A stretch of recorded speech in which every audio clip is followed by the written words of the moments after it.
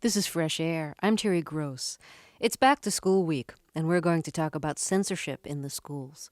This month, the group People for the American Way issued a report on attempts to censor books and curricular materials in the nation's public schools. The report concludes that there was more censorship during the 1991-92 school year than any other year in the past decade.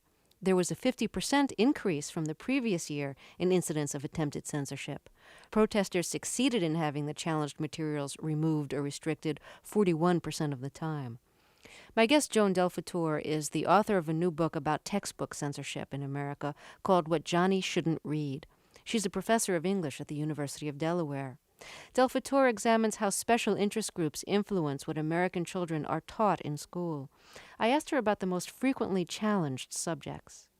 Depends on whether you're asking about challenges from the far left or the far right. The far left is easier to answer because they tend to be more focused. They will challenge junk food, believe it or not. They will challenge depictions of women and depictions of various racial and minority groups. The far right will challenge vegetarianism. They will challenge their versions, or they will want their versions of depictions of women and depictions of minority groups. So at that level, you've got a tug of war between the two groups.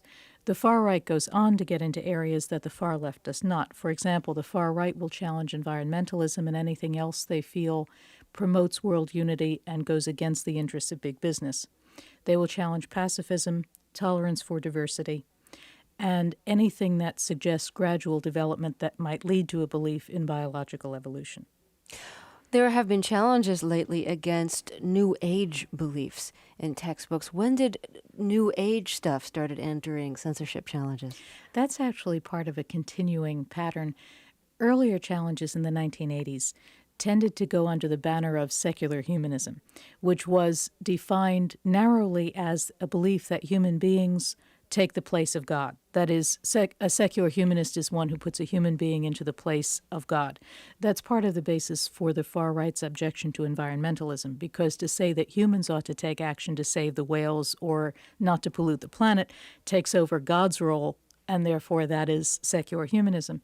Well, gradually, as that term became worn out, and as it became so broadly defined that it came to represent everything that these people didn't believe in, these far-right groups began to switch to using the term New Age, but the topics are very much the same. If you eliminated secular humanism or New Age as words and simply looked at what people are protesting against, there hasn't been a change. There's only been a change in the banner under which they do these things. Why is the word New Age used? Well, the New Age does provide a kind of blanket definition of things that the far right objects to. It has a kind of sense of the occult. It has some sense of witchcraft, of otherworldliness that is not associated with God. It has a flavor of pantheism. I should also mention there is a slight change in focus. Under secular humanism, a lot of the focus was on evolution and on tolerance for diversity. Under New Age, usually protests will begin talking about the occult, as if that is the main issue, but then they'll get into those other issues as well. Tell us the story of how you became involved with censorship issues in the schools. I was teaching a summer course for high school teachers. It was a graduate course in literature, and we were studying Romeo and Juliet. Two of the teachers in the class were not using the paperback version. They were using the anthologies that they teach from in high school. Well, partway through the discussion, these two teachers raised their hands and they said, "We do not understand what you're talking about."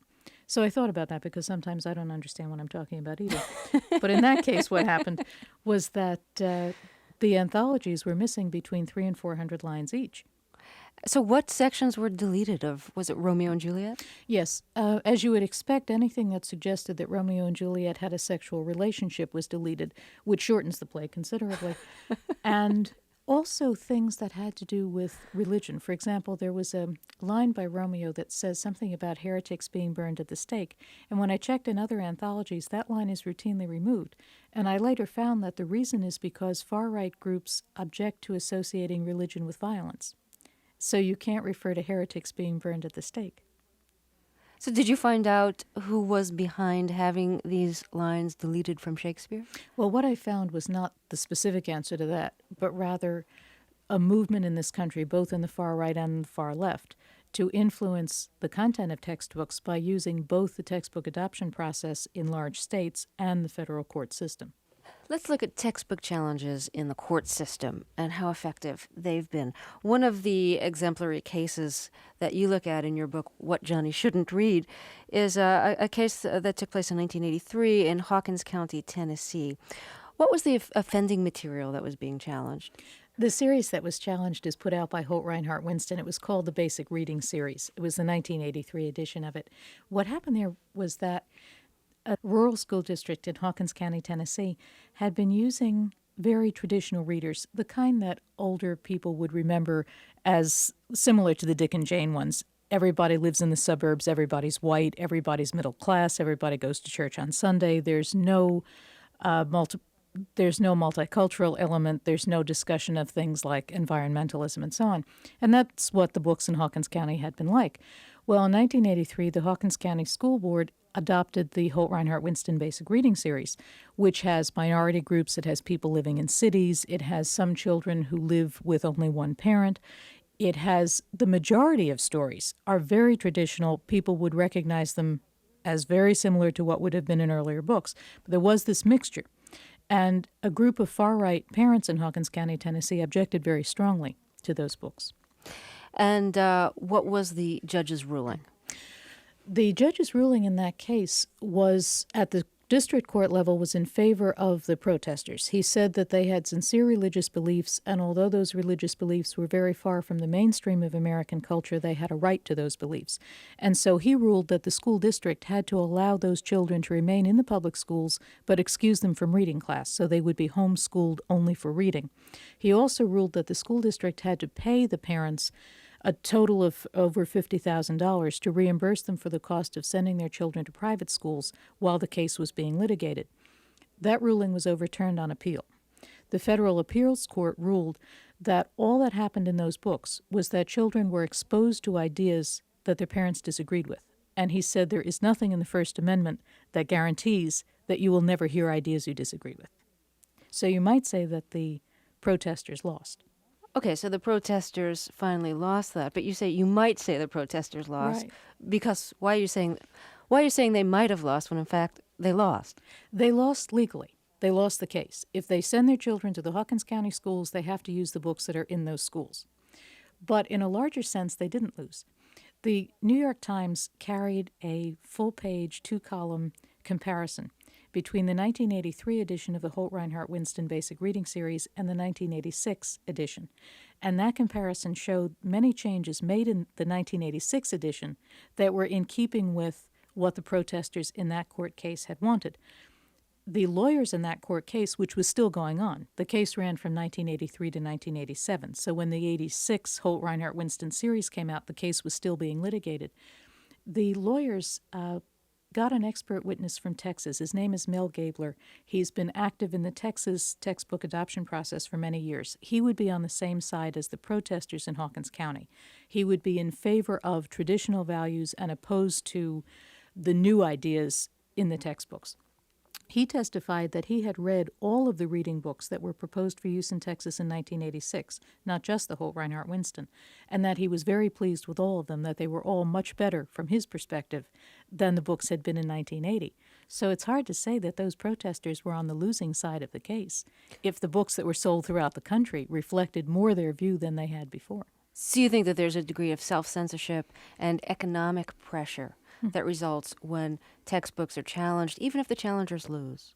Yes, actually, you can prove that in a couple of ways. For one thing, the textbook adoption process in Texas and California is very influential in determining what goes into the textbooks that are sold throughout the country. Publishers will try very hard to produce books that will sell in Texas and California. Those two states between them represent roughly 20%, 1 out of 5 textbook sales in the country. So it makes sense for the publishers to try to sell the books there. Well, because the publishers know that they have to get through the approval process in Texas and California, where textbooks are approved on a statewide level, not district by district, the publishers will try to anticipate problems that they might come up against. They will also make changes in the textbooks based on what Texas or California ask them to do. Because of the buying power in Texas and California, publishers will submit pre-publication copies to those two states. That is, they will let people in the state see the book at a point where the book could still be changed. The state of Texas every year puts out a document called Corrections and Changes Requested of Textbook Publishers, and they list all of the things that the publishers must change in the book as a condition of having it accepted in Texas. California is a little less direct. They have what they call social content standards that have to do with the depiction of minorities and women and with junk food. And if a book is out of conformity, they will ask the publisher to come up with a variation that they can use. Certainly, if you're a textbook publisher, you'd like to have your books bought by these states. Mm-hmm. That's going to really help a lot with your sales. And if these states don't buy them, that's going to hurt you. What are some of the restrictions in the Texas guidelines? There are restrictions. Yes. There are restrictions in the Texas guidelines that essentially say the books should be patriotic, they should support authority. There is nothing in the Texas guidelines that explicitly talks about not having a variety or not having diversity.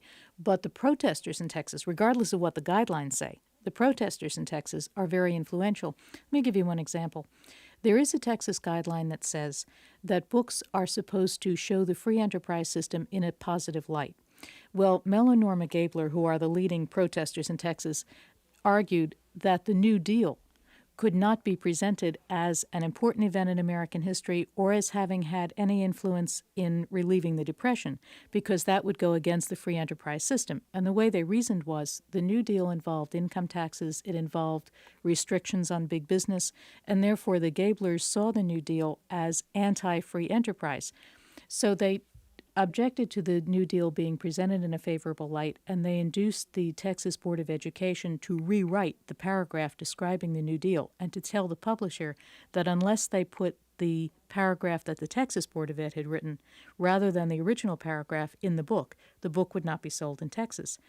The Gablers also objected to including the New Deal on a timeline of important events in American history.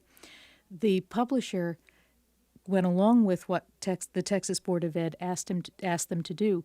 They removed their original paragraph and replaced it with the paragraph that had been written in Texas. And if you unfold that timeline, you'll find a gap between Hoover and Pearl Harbor where they whited out the New Deal, because otherwise they could not have sold the book in Texas. I was in Texas doing research, and I found in the records that this book had been changed by replacing the original paragraph with a paragraph Texas Board of Ed had written, and also taking the New Deal off the timeline. So when I got back to Delaware, I found a school that uses that book and went out and got a copy of it. And sure enough, when I opened it to that page, the paragraph that was in that book that was being used in Delaware was the paragraph that had been written by the Texas Board of Education, with, of course, no indication that that's how that interpretation of the New Deal got into the book. And when I unfolded the timeline, I found a gap between Hoover and Pearl Harbor where the New Deal had been whited out. So a very conservative state's restrictions will affect the rest of the country. And that is also true of a liberal state's preferences. The publishers will try to produce books that will sell in both Texas and California, and so they will make compromises between what the protesters in each state would want. I should say at this point, the protesters in Texas and California do not represent the whole state. People in Texas are embarrassed by the more extreme right protesters. This is not what Texas wants. This is a particular political group. And the same thing is true on the far left. There are many people who consider themselves liberals who are embarrassed by the extremist liberals who want textbook censorship. If you're just joining us, my guest is Joan DelFattore. She's the author of the new book, What Johnny Shouldn't Read, Textbook Censorship in America. We'll talk more after a short break. This is Fresh Air. Joan DelFattore is my guest, the author of a new book about textbook censorship in America. I don't understand how publishers are dealing with these contradictory pressures on them. On the one hand, from conservative states, the pressures to have women in traditional roles.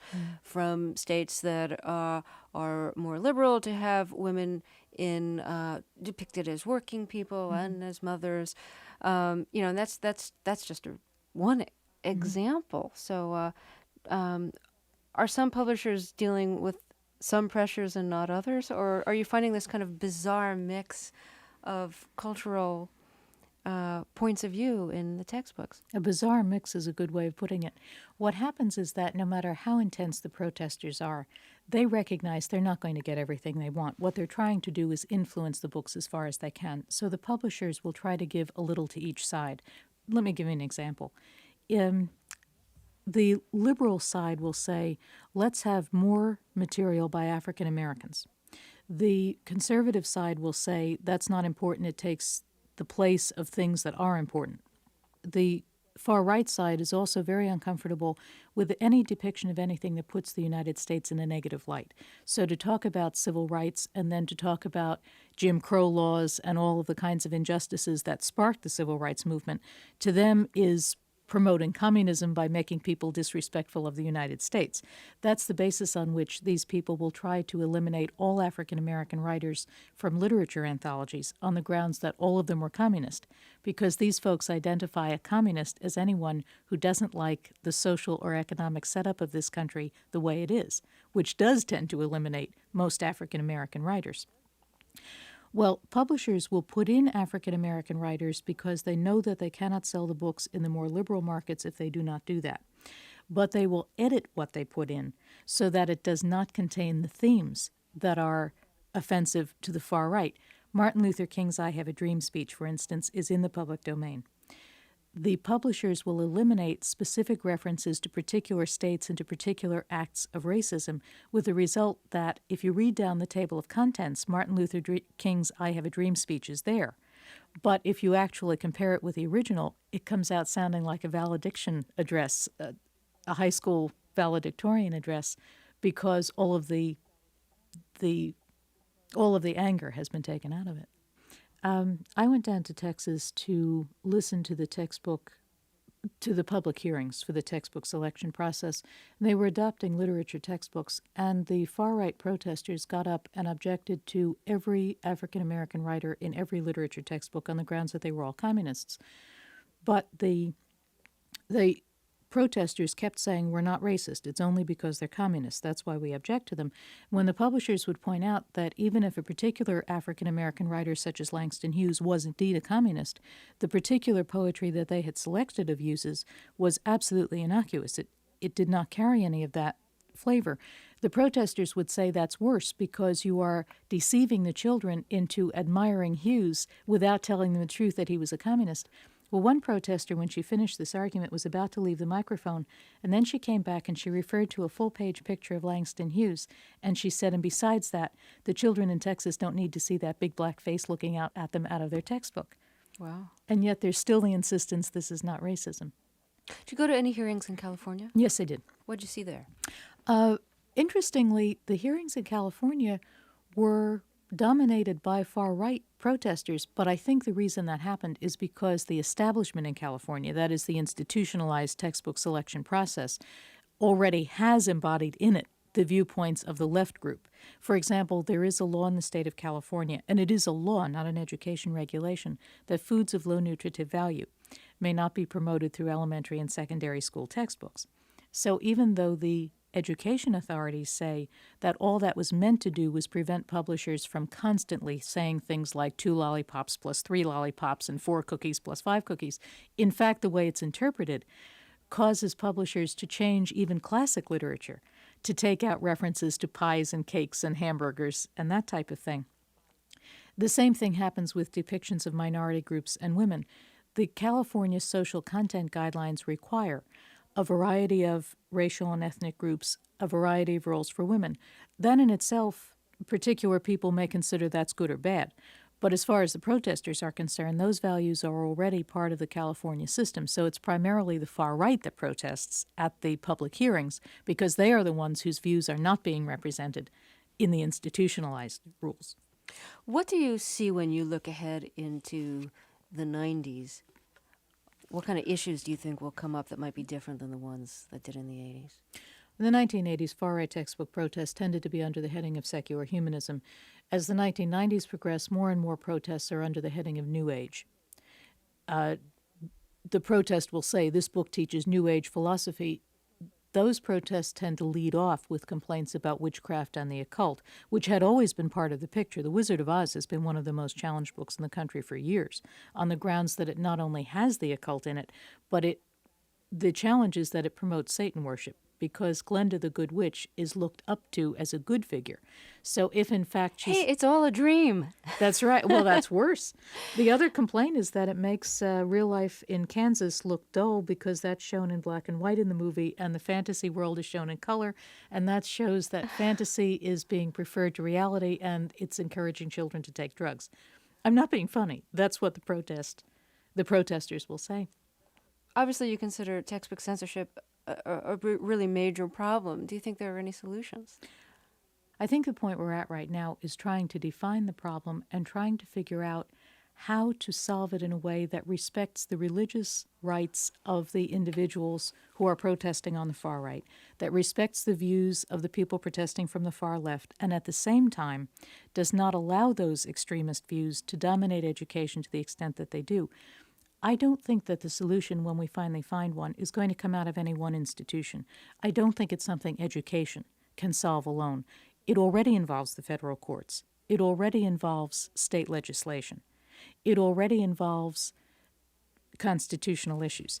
I think that what we have here is a problem in education that reflects a problem in the whole culture. This culture is becoming more and more pluralistic. People who were a very small minority 50 years ago are large enough now to be making themselves heard. People who 100 years ago would put up with or accept the idea that they were not going to be represented in textbooks now want to be represented. So the culture is changing. It's almost like in physics, the Big Bang sort of theory of an expanding universe. And I think what's happening in education is just one of many things happening in our culture where that increasing pluralism is causing unrest. I don't think you're going to solve the education problem, the textbook selection problem, without addressing the larger problem. I want to thank you very much for talking with us. Thank you. I enjoyed it very much. Joan DelFattore is the author of What Johnny Shouldn't Read, Textbook Censorship in America. It's published by Yale University Press.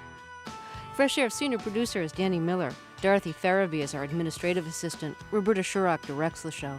I'm Terry Gross.